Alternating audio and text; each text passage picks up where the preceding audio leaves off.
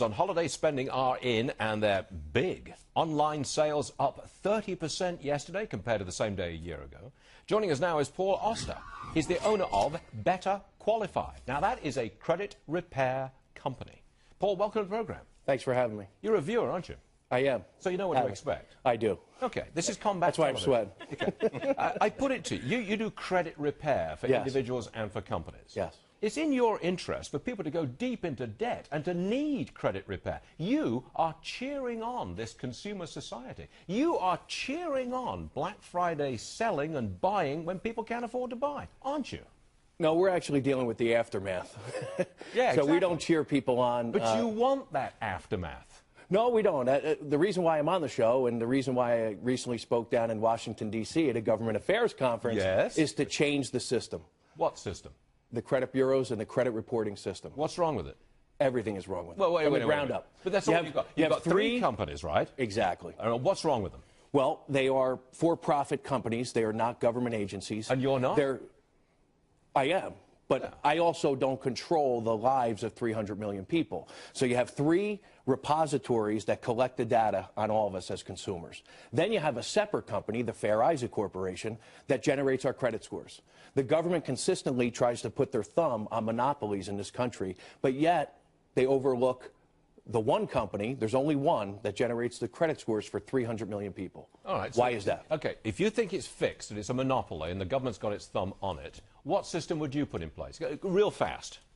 I would probably follow the guidelines of the Consumer Financial Protection Bureau. And what they're doing is they're going to try and come up with a better system. I'm the first person to agree that we need a tool to measure 300 million people.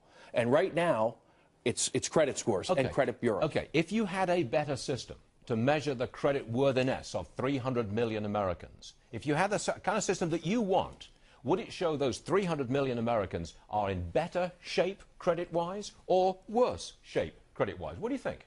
I think it would show that they're in better shape than they actually are, because everyone was stricken with the downturn of the markets and the housing debacle that we all face. So when someone has a 130-day late payment and it costs them 30 points on their credit score, but yet they've paid their bills on time for the past 20 years, to me, that's a flawed system. It's interesting. How much do you charge to rectify somebody's bad credit? That depends upon the amount of work that has to be done. There's not a fixed price in place. So Stuart Varney comes to you, and I've got average cost is $800. $800. That's right. So if I've got a lousy credit score, that would be, say, 500. That's a pretty bad score, isn't it? That's a bad score. I pay you $800, and you get me a score of 700? Well, there are no guarantees, Stuart. Okay. But I've got to pay you the money. You do have to. That's a guarantee. How would you get me from 500 to 700 on my credit score? How would you do that? How much time do we have? there are a number. Now or in my life? We have a 6-month program that we put clients through. What do you do? Okay, real fast. What do you do? Well, we do a credit analysis and we figure out what information is on the report that's causing you pain.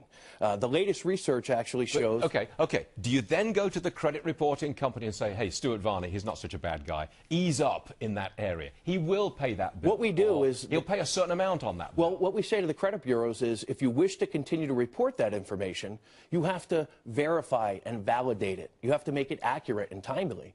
And unfortunately, the credit bureaus, quite frankly, do a terrible job of that. Okay, look, I haven't paid my bills, right? I've got a lousy credit score of 500. I just have not paid. I'm in debt up to my eyeballs.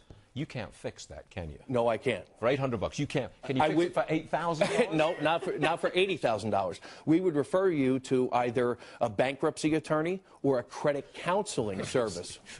Just real quick, Paul, I'm really scared when you start to say the government should be in charge of this kind of stuff. It sounds like, to me, better. So maybe you should try to create a company to compete against Fair Isaac. But I like where your head's at. I know people in banking, and you're talking about this one. You want to give it from one entity to another single entity. No, I just think it should be more regulated. Not controlled, more regulated. Because I don't think anybody would argue with the fact that the system that's in place right now is not working. Wait a minute. The current system, which you don't like, is serving up customers to you for an average of $800. That's right. To fix the system. Call me crazy. Call me crazy. Put me out of business.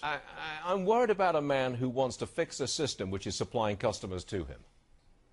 Some people call me crazy, but that's the reality of the situation. I went into this business. I was in the mortgage industry as a mortgage broker. And I went into the credit repair organization. Mortgage broker. Right. Oh, well. But at the end of the day, I truly went into the industry to change the system, not to take money from clients. But fortunately, over the past 7 years, we've helped lots of people fight the system. You know, I'm just bleeding right here, man. Yeah, are you a bleeding heart liberal, Stuart? Actually, that's not what I've seen. No, you watched the show. Would you come back on this program? I would love to. You really would? Yeah. Okay. All right, Paul Oster, thank you very much indeed. So Thanks for having me. Thank you.